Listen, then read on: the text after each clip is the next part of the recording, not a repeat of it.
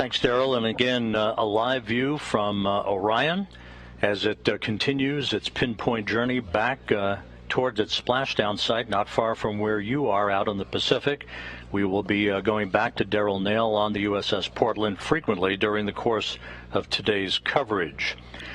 Orion is wrapping up, as we said earlier, a mission that will have spanned 1.4 million miles, having flown further away from Earth than any human-rated spacecraft designed to return humans to Earth.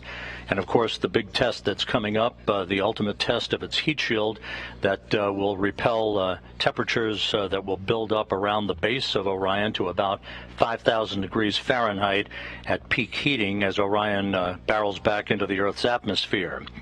It has been an incredibly successful mission for the Orion spacecraft. We'll be talking to a variety of people about all that, officials and managers and engineers throughout the course of our coverage today. But for the moment, let's take a visual and interactive look at this mission with NASA's Philip Hargrove, who will use the moon board to explain it all. View of Orion closing in on planet Earth, now about 11,000 miles away from Earth, as it continues a very, very precise trajectory for a splashdown that is scheduled at 11:39 and 42 seconds a.m. Central Time this morning. For Orion, launch from the Kennedy Space Center occurred on November 16th on the world's most powerful rocket, the Space Launch System. The first outbound powered flyby of the moon was performed 5 days later on November 21st, dipping to within about 81 miles of the lunar surface. That placed Orion on a very precise trajectory for its ultimate goal, that racetrack trajectory called the distant retrograde orbit, that would allow Orion the time and the space environment needed to test its mettle. 4 days later, Orion executed an engine firing to enter into that orbit, and the next day, Orion surpassed the record set during Apollo 13 52 years ago for the greatest distance ever traveled by a human-rated spacecraft designed to return humans to the Earth. On November 28th, Orion reached its farthest distance from the Earth, some 268,000 miles, before departing the distant retrograde orbit on December 1st. And this past Monday, Orion conducted a 3-minute, 27-second engine firing behind the moon to whip around Earth's closest neighbor for the final leg of its flight, passing to within 80 miles of the surface, turning for home, and its splashdown that is scheduled just 1 hour, 21 minutes, 44 seconds from now. The initial mission of the Artemis I program was always designed to be a test flight, wringing out all of the systems of the Space Launch System and the Orion spacecraft, and for more than 25 days it did just that, setting the stage for a crew to board an Orion vehicle for a trip around the moon in 2 years. So with that, out in the Pacific, where Orion will be splashing down not long from now, we're going to go back here in a moment to Daryl Nail, who's standing by with one of the first... And again, that whole recovery operation will take several hours. We are going to remain on the air for at least 2 hours or so after splashdown, so that we can bring you all the information regarding the initial safing of the vehicle and the test objectives that the flight control team here in Houston, led by Flight Director Judd Freeling, will be absorbing all of that data, mostly about the thermal conditions of the spacecraft, which will have come through some 5,000 degrees Fahrenheit in entry. And with us at this moment is the man who is going to be watching all of that very, very carefully, John Kowal, who's the Orion Thermal Protection System Manager. John, your big moment is lying ahead here. The plunge back into the Earth's atmosphere. This is the moment of truth to test the heat shield. What kind of thermal environment are you expecting for Orion as it makes its way into the Earth's atmosphere and then back through the atmosphere itself? Yeah, so, as you mentioned, 5,000 degrees on the ship, but to back that up, how do we get there? So that vehicle still has all that energy that the launch rocket put into it during that first beautiful launch, right? So that gets converted into velocity. So we're going at 25,000 miles per hour, which is, how do you even fathom what that means? It's 7 miles per second. Wow. So all that energy, enough to power 4,000, 5,000 homes in a day, we have to get rid of it. And how do we do that? The vehicle comes slamming into the atmosphere, starts trying to push the air out of the way. That air is pushing back. The pressures go up. The temperatures go up. We're talking upwards of around 10,000 degrees Fahrenheit in the flow field. So that energy goes into the flow field, and then the flow field wants to give it back to the surface of the TPS. So that's what the TPS is going to see, or what the heat shield is going to see, and that's what pushes it up to 5,000 degrees Fahrenheit. What kind of testing was required throughout the course of the preparations for Orion to prepare the vehicle for launch that made you confident that it could withstand the rigors of this sort of environment? Yeah, there's been a lot of testing. I mean, we've been at this for since the end of the shuttle program. If you think back to that system, that was a reusable system, we had kind of been out of the business of these ablation materials for quite a while, since Apollo. So we had to train a whole new generation of engineers on developing that type of system, as well as getting the materials back. So there was a lot of testing in arc jets. That's the primary way that you test these types of materials. You can create these temperatures. It's like a wind tunnel with a lightning bolt going down the center of it, and that's how you create this high temperature plasma, and that gets impinged onto the test article. So we do a lot of materials testing. We've done quite a bit of testing of the system. Even though we're using the same material, the AV coat that they used in Apollo, it's in a different form. And so we made it into blocks. Those blocks have seams that have to be filled. Those seams are always one of the areas that you want to test the most, is because that's where the problems happen. And so we've done a lot of testing there in the thermal. And also structurally, we've had to do a lot of testing to see how the AVCoat blocks interact with the structure underneath, and make sure that it's all going to hold up to those loads. And John, it's about 11 minutes or so from the time of entry interface at an altitude of about 400,000 feet until we come out of that second blackout period. So that's going to be a very interesting time, a sort of a nail-biting time, if you will. But after the vehicle splashes down and is back at the Kennedy Space Center in a few weeks for post-flight analysis, what are the sorts of things that you and your engineering team will be looking for to give it a passing grade in preparation for putting a crew on board a couple of years from now? Yeah, there's a couple things that we look at. I break it into two different categories. The first is the flight data. We have instrumentation embedded in the heat shield at a number of locations. So we measure temperatures, we measure heat rates, we measure pressures, stresses. All that data will tell us how the material actually performed in that flight environment. It will also help us to inform our computer modeling methods, and that's another thing that we need to make sure that it's performing how we thought it was going to perform, so that we can use those models in the future, to predict for other missions. Now, the other thing we'll do is we'll be looking at the hardware itself. The instrumentation, you only get measurements where you put that instrument, of course, right? But looking at the heat shield, just looking at it, the big picture, you can see the streamlines. You can see how the flow was going across the heat shield.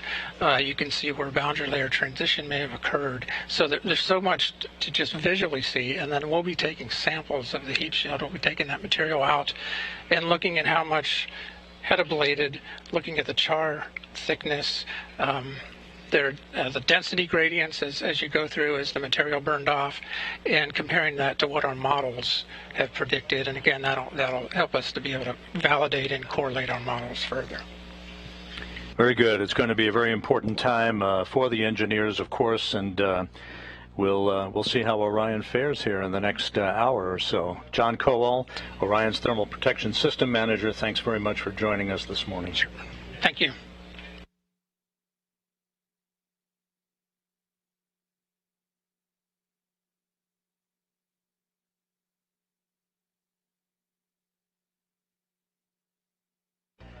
Now just 16 and a half minutes away from the separation of the crew module from the European service module. That will begin a trip hammer series of events as Orion begins the process of entering the Earth's atmosphere. Entry interface just 36 minutes away. So let's go back out to the Pacific Ocean west of Baja, where Daryl is on the USS Portland. Daryl?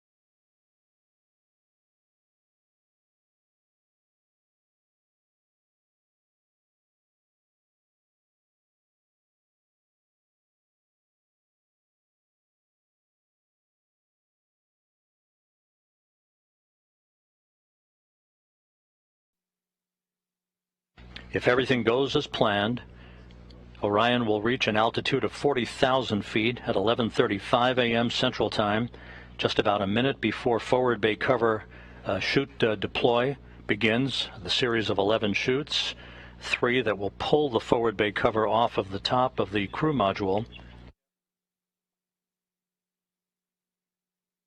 That'll be followed by the deployment of the drogue chutes, and then the 3 large main parachutes, 3 orange and white parachutes. That'll be the moment we'll be waiting for. Orion now 28 and a half minutes until splashdown.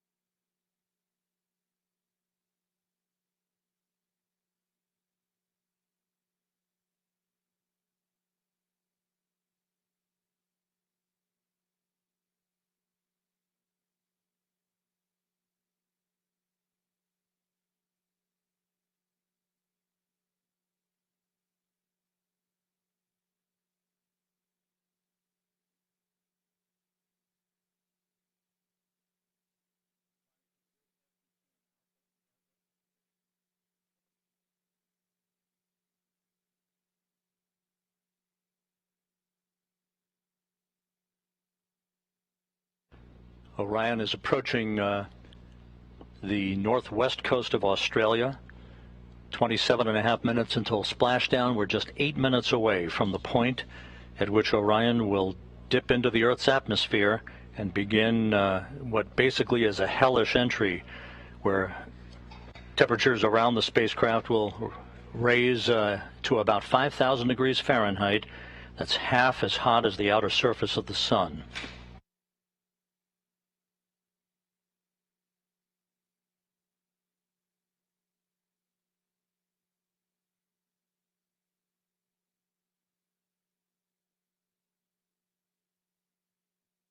And correction, Orion is actually traveling over the South Pacific at the moment, moving from south to north. Just 7.5 minutes until entry interface.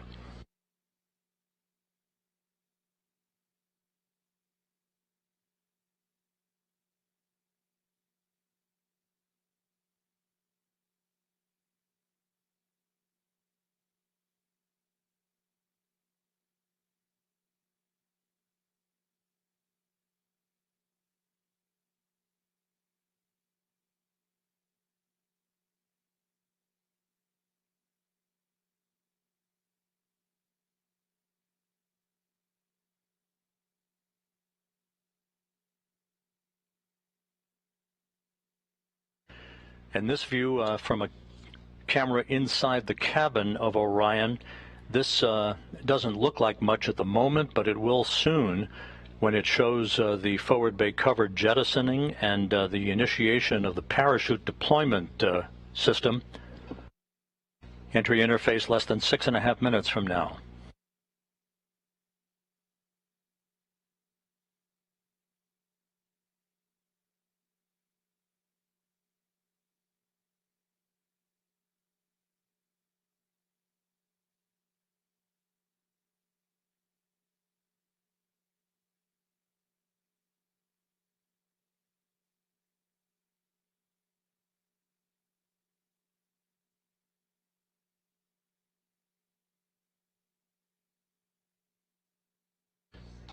Just to recap, the crew module, the Orion crew module, separated from the European service module about 14 and a half minutes ago, right on target as it was planned, and a short raise maneuver, a 16-second firing of Orion's thrusters, oriented the vehicle, raising it just a tad so that its heat shield was at the proper orientation in the direction of travel, to begin entry interface in about 5 minutes at an altitude of 400,000 feet above the Earth.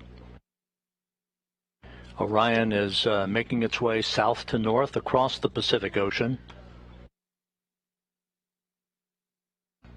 currently traveling at 23,000 miles an hour.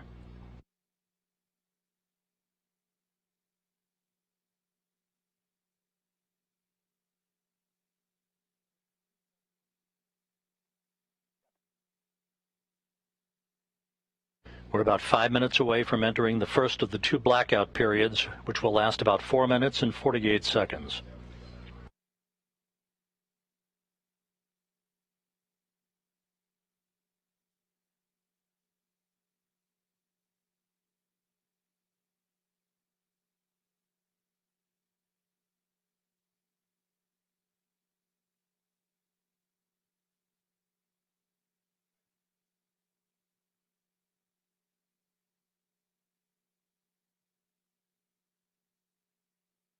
A journey that began with the power of the launch of the Space Launch System 25 and a half days ago, about to reach its final minutes in the searing heat of re-entry, where temperatures around Orion will build up to 5,000 degrees Fahrenheit. Just under 4 minutes until entry interface.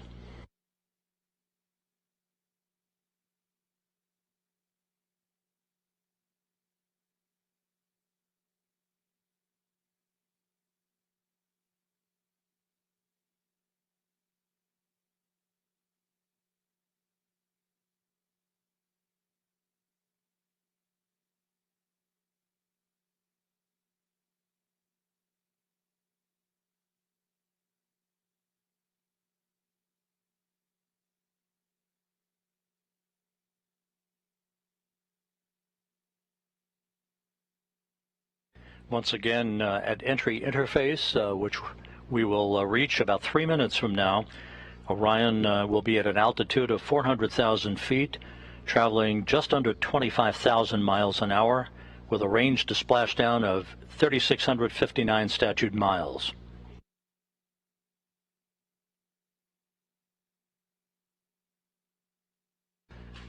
Within seconds after reaching entry interface, we'll begin the first of the two blackout periods that will last just under 5 minutes, about 4 minutes and 48 seconds.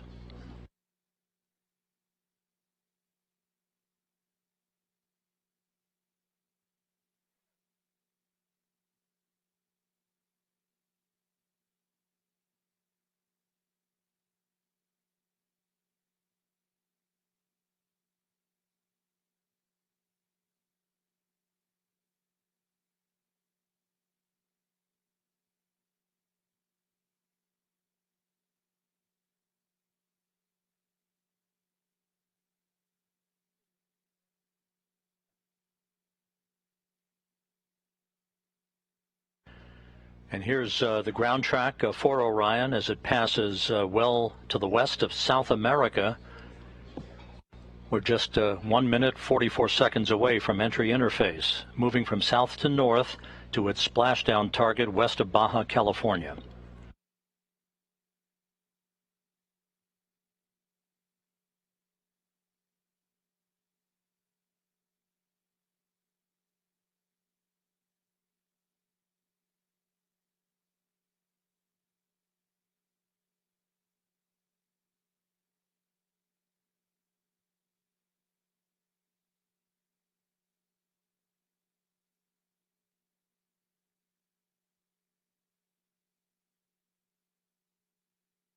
Just 1 minute away from entry interface.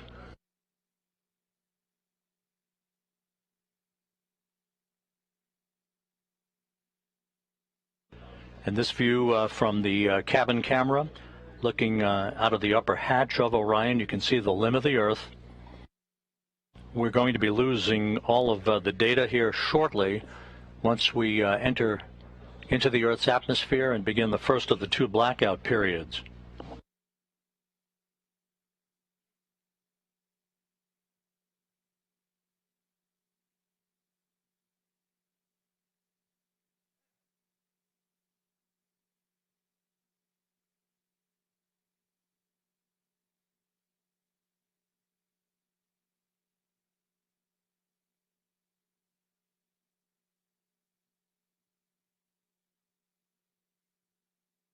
Standing by for entry interface in the first of the two blackout periods.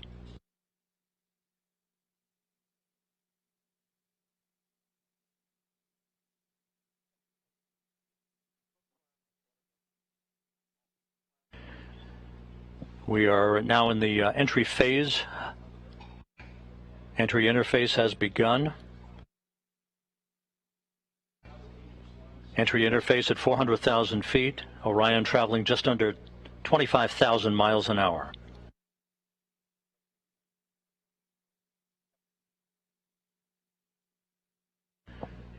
We've gone into the first blackout period. This is a visualization based on what should be happening at the moment, where the temperatures around the heat shield are reaching about 5,000 degrees Fahrenheit. This is the moment of truth for Orion.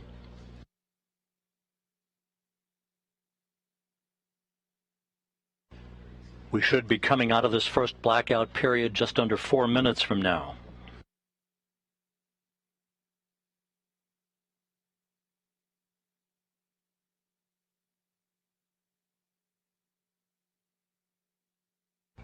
Orion should be traveling about 23,326 miles an hour at the moment. Range to splashdown, 3,125 statute miles.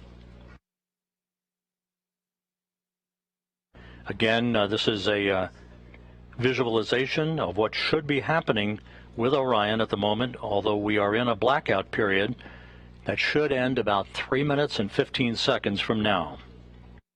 Once we emerge from this first blackout period, we'll conduct the skip entry maneuver that will further dissipate heat and energy and begin a very, very dramatic reduction in the velocity of Orion as it approaches its splashdown site.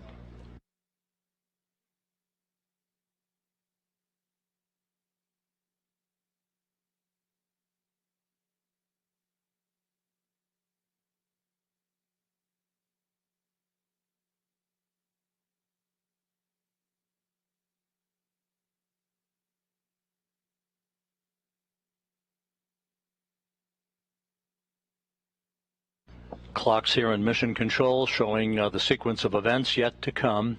The first blackout period to end about 2 minutes and 18 seconds from now. The second of the two blackout periods would begin about 6 minutes from now for about 7 minutes, followed by the jettisoning of the forward bay cover. That will begin the sequence of the deployment of the parachutes. First, a pair of drogue chutes, 3 pilot parachutes that will then pull 3 main parachutes to begin the final moments of Orion's descent back to its splashdown in the Pacific Ocean.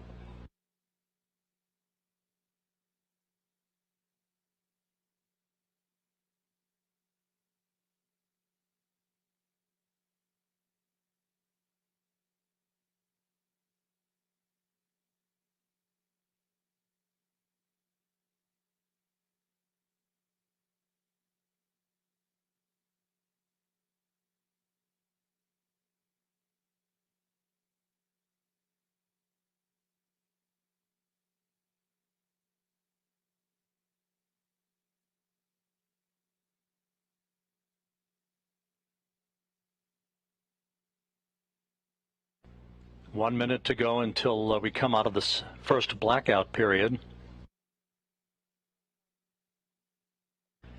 When we emerge from this first blackout period, we'll be at an altitude of 274,000 feet, traveling just under 17,000 miles an hour with a range to splashdown of 2,000 statute miles.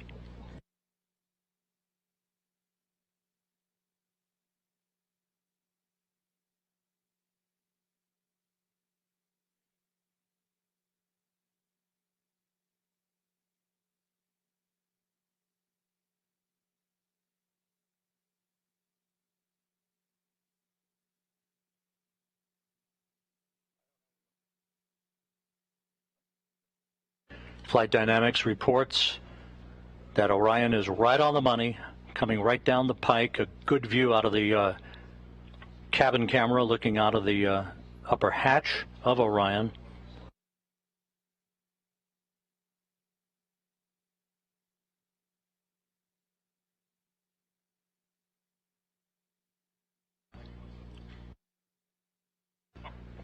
And helos flying off the deck of the USS Portland now have a visual acquisition of Orion as well, at an altitude of 174,000 feet, traveling 12,600 miles an hour, range to splashdown 288 statute miles.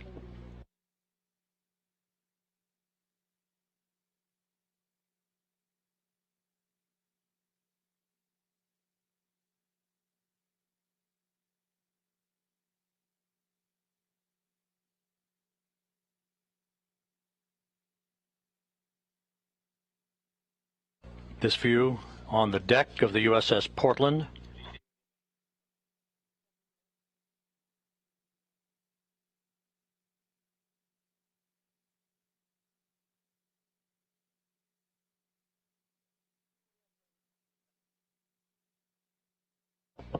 And there is a view out of the cabin camera of Orion as it continues a series of role reversals. We have data back from the spacecraft.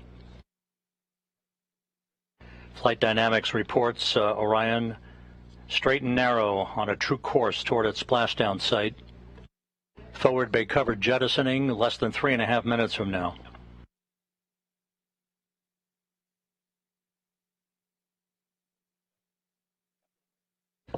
(150,000 feet off the ocean).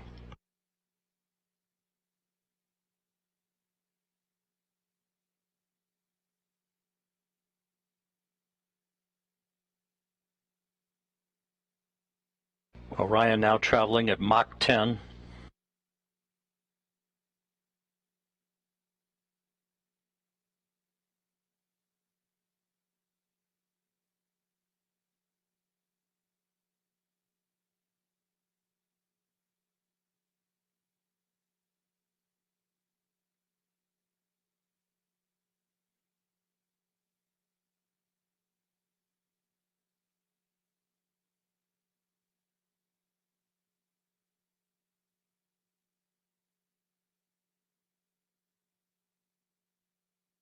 Orion's speed now down to Mach 6.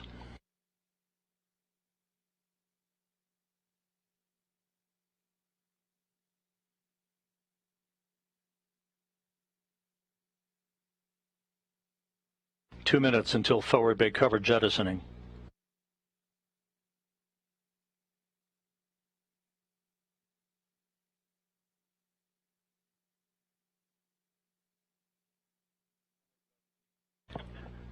Orion 100,000 feet now.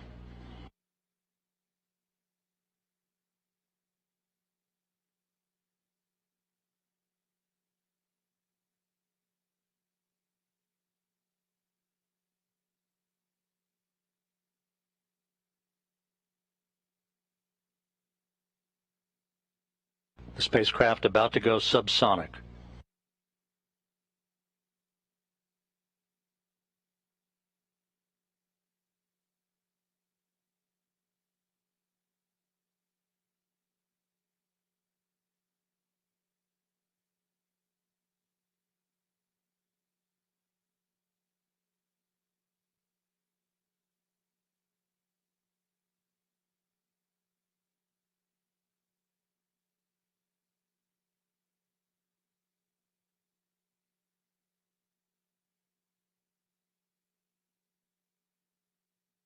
"45 seconds until forward bay cover jettisoning."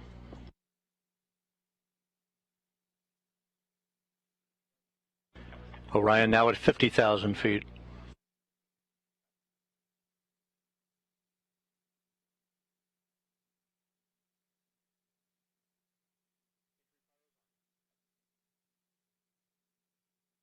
Forward bay cover jettisoning pyros are armed.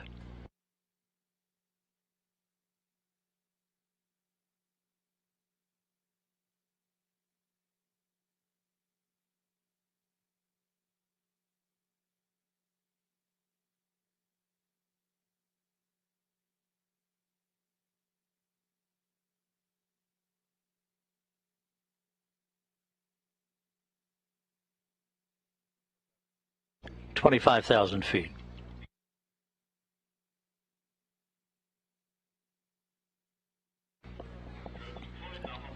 Drogues have been deployed.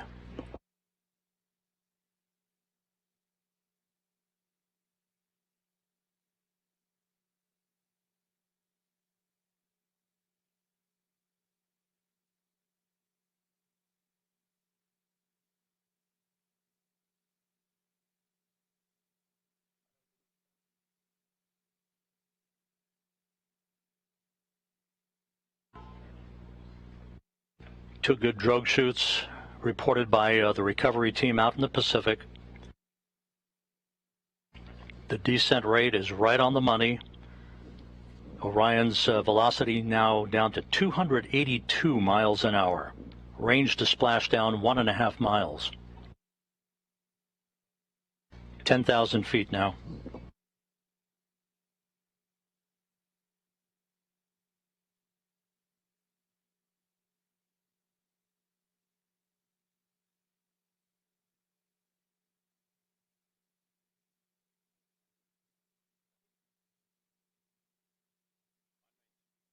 And we're on mains. 5,000 feet.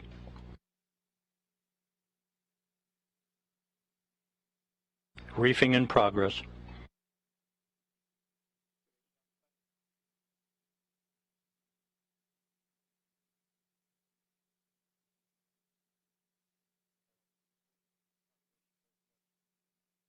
Three good main shoots for Orion.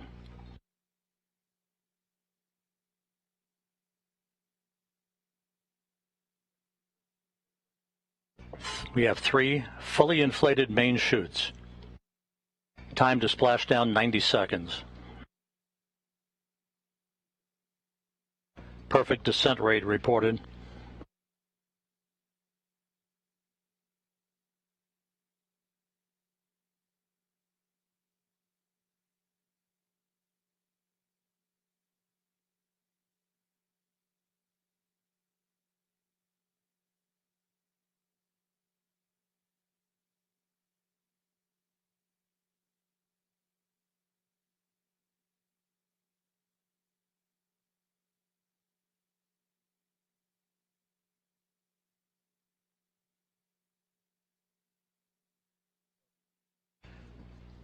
And there it is, high over the Pacific, America's new ticket to ride to the moon and beyond now in view. Orion under its chutes descending toward splashdown.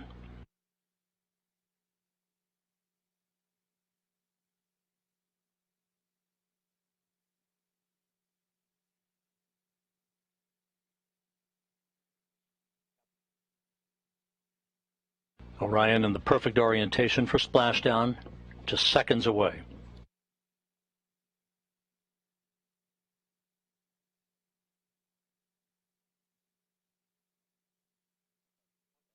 (1,000 feet).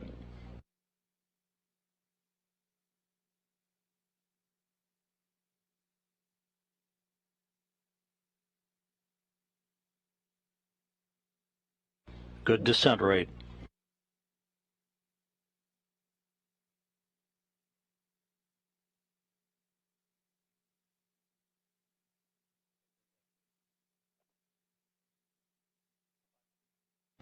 (500 feet).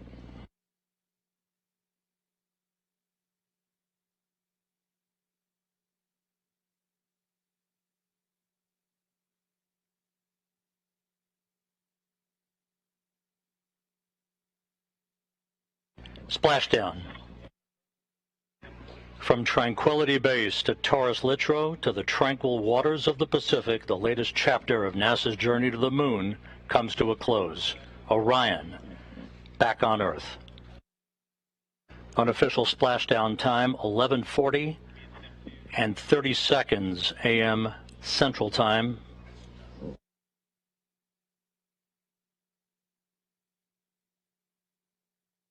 At a mission elapsed time of 25 days, 10 hours, 54 minutes, 50 seconds. That's unofficial. Splashing down off the coast of Baja California.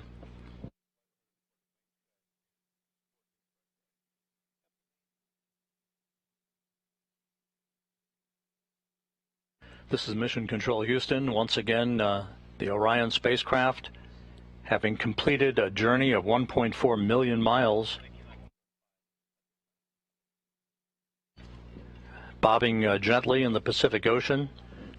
4 out of its 5 crew module uprighting system bags have been deployed. We're standing by for word on the 5th. However, irrespective of that, it is in stable 1 configuration, in good shape according to the recovery team. And we are now receiving word that all 5 of the crew module uprighting system bags are fully inflated. So that's exactly what we had hoped for. Orion safely bobbing up and down in the Pacific Ocean.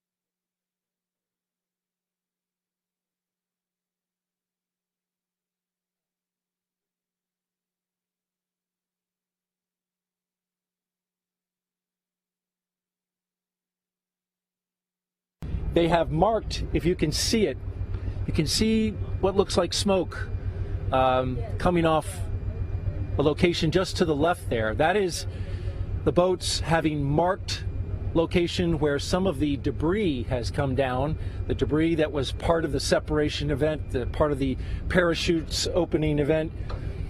So you have the sabot as well as the lid from the parachutes. All of that is being tracked by the Sasquatch team, and the Navy boats are marking that with floatable smoke grenades. All of that hardware the team wants to recover because there's valuable information and data in it. The helicopters will be out for another 20 minutes gathering imagery. You can see one of them getting very close to the crew module. There is an GSS camera, ultra high definition, 8K, which is gathering imagery. We are currently on course to go right by the splashdown location, so we are right about 3.5 miles and closing. We are going to a point that's going to be 1 mile out. That's our next waypoint. 1 mile out from the splashdown location. One of the things we're waiting for is for ammonia boil off. And that's why the Navy boats are not yet next to the capsule. We're still going to wait that out. The amount of time that that's going to take is has not been determined. They have allowed for as much as 2 hours. The ammonia on the capsule is used for cooling purposes, to keep the cabin cool for crew. Of course, there's no crew in this capsule, but for future missions, it will certainly be an important part of keeping the astronauts cool during the heat of re-entry. But for now, they're going to vent off that ammonia. And as they do that, it's not quite safe to get close to the capsule with the Navy divers.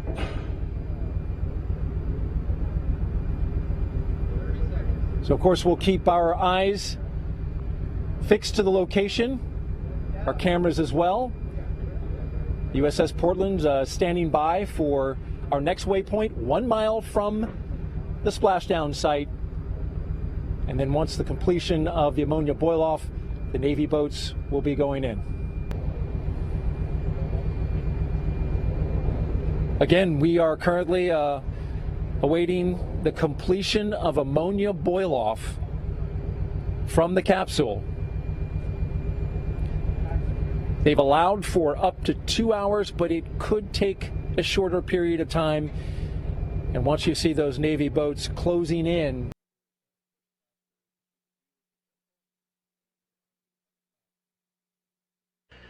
Back here in Mission Control, it has now been 46 minutes since the splashdown of the Orion spacecraft to complete its 25-and-a-half-day mission.